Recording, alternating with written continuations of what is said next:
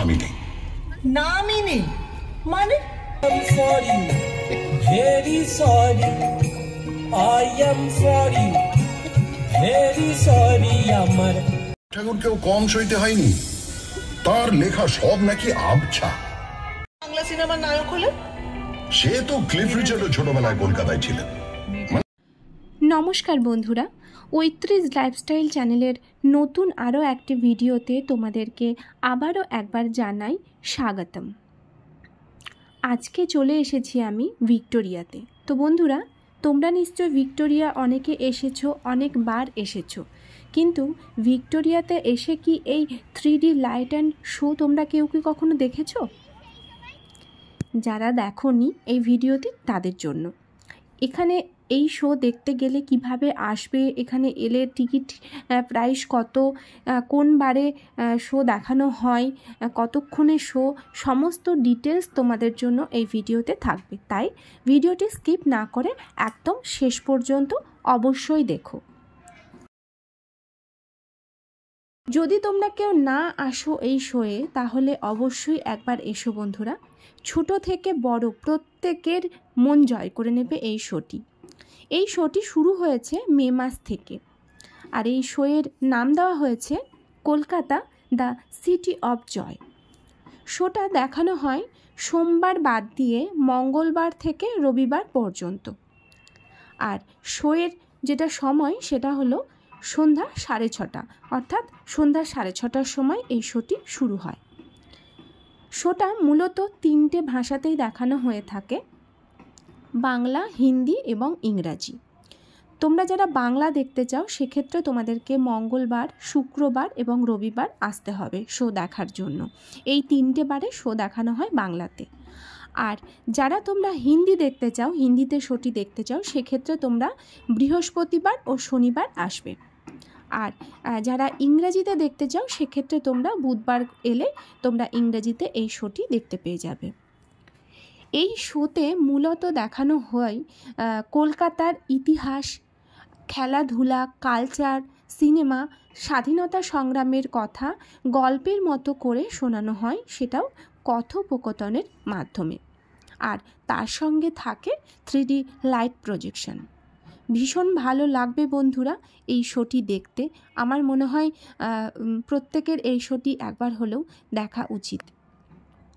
এই শোটি হয় ভিক্টোরিয়ার ব্যাকসাইড গেটের দিকে, মানে মোহরকুঞ্জের দিকে। এই শোতে আসতে গেলে এখানে টিকিট প্রাইস হলো মাথা পিছু 100 টাকা করে। যদি 3 বছরের ঊর্ধ্বে হয় সেক্ষেত্রে কিন্তু পুরো টাকাই লাগবে। তোমাদেরকে আরও একটা ইনফরমেশান দিয়ে রাখি বন্ধুরা, এখানে টিকিট কাটার জন্য কোনো অনলাইন ব্যবস্থা নেই, তোমাদেরকে অফলাইনে এসেই টিকিট কাটতে হবে। আর অফলাইনে এসে টিকিট কাটতে গেলে তোমরা কিন্তু কোনো অনলাইন পেমেন্টের অপশানও পাবে না, তোমাদেরকে ক্যাশ টাকা দিয়েই তোমাদের টিকিটটা কাটতে হবে। আর টিকিট কাউন্টার ওপেন হয়ে থাকে সন্ধ্যা 6টার সময়, তাই 6টার মধ্যে এসে তোমরা লাইনে দাঁড়ালে তোমরা টিকিট কিন্তু পেয়ে যাবে। তবে হ্যাঁ, উইকেন্ডগুলোতে কিন্তু ভিড়টা একটু বেশিই থাকে, যেহেতু খুব বেশি দিন হয়নি এই শোটা শুরু হয়েছে। তো বন্ধুরা, এবার চলো তোমাদেরকে মোটামুটি যা ইনফরমেশান দিলাম তাতে করে তোমরা অনেকটাই বুঝতে পারছো যে শোটা কতটা ইন্টারেস্টিং। তাহলে এবার চলো, আমি এসেছিলাম তাই তোমাদেরকে এই শোয়ের একটি ঝলক তোমাদেরকে দেখিয়ে নিই। তোমরা দেখো, আর দেখে তোমরা কমেন্টে অবশ্যই জানাবে কেমন লাগছে তোমাদের দেখতে। আর তোমরা যারা সামনে থেকে এসে দেখতে চাও তাহলে আর দেরি না করে ঝটপট তোমরা কিন্তু ডিসিশন নাও আর চলে এসো। এখন হচ্ছে মিম, বয়স হলো 300, 400, হাজার খানেক থিম। কি বলবে আর কি বলবে না, যদিও মেয়েটা ভালোই চেনা, তবু নিজেও ঘুরতে এলাম, দুজন মিলে টিম।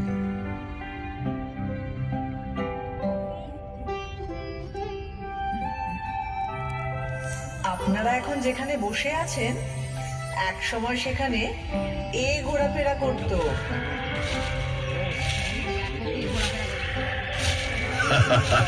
কোথায় জুরাসিক পার্ক আর কোথায় পার্ক। গাড়ি সা করে বেরিয়ে এলো 38-2 এলগিন রোডের বাড়ি থেকে 1941 সালের 16ই জানুয়ারি রাত্রে। এবং সোজা ঢুকে পড়ল বাঙালির আত্মার ভেতর। না না না না না, নেতাজি সুভাষচন্দ্র বসু তার আগেই কলকাতার আত্মায় ছিলেন। উনি তো 1930-এ কলকাতার মেয়র, যার কোনো নামই নেই। নামই নেই মানে? 1989 সালে 6 মাস ধরে রাত্রে রাস্তায় শুয়ে থাকা 13 জন গৃহহীন মানুষকে পাথর দিয়ে খুন করে কেউ একজন। মিডিয়া তার নাম দেয় স্টোন ম্যান। যা, এত মরবিড জিনিস দিয়ে ইতিহাস শুরু হবে? আর পেলে? পেলে কলকাতায় ছিলেন না? কিংবা লিওনেল মেসি? শুইতে পারছিল না, তাই 1905-এ ঠিক করলো বাংলাকে দুভাগ করে দেওয়া হোক।